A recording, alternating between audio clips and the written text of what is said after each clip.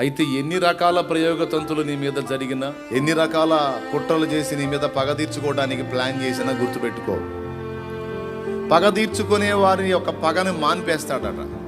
దేని మూలంగా అంటే స్తుతుల మూలమున అన్నాడు. చదువు, మరి దాని అర్థం ఏందో నాకు చెప్పు. చదువు తల్లి. శత్రువులను పగ తీర్చుకుని వారిని మాన్పివేయుటకై. అదిగో, శత్రువులను పగ తీర్చుకుని వారిని మాన్పివేయుటకై నీ విరోధులను బట్టి, బాలుర యొక్కయు చంటి పిల్లల యొక్కయు స్తుతుల మూలమున నీవు ఒక దుర్గమును స్థాపించి ఉన్నావు. అది కదా దుర్గము, భద్రతా వలయం. దుర్గము అంటే కొండ అని కూడా వస్తుంది అర్థం. దుర్గము అంటే కొండ అని కూడా వస్తుంది. కొండ మీద కొంతమంది భద్రతా వలయాలు ఏర్పరచుకుంటారు. అర్థమైందా?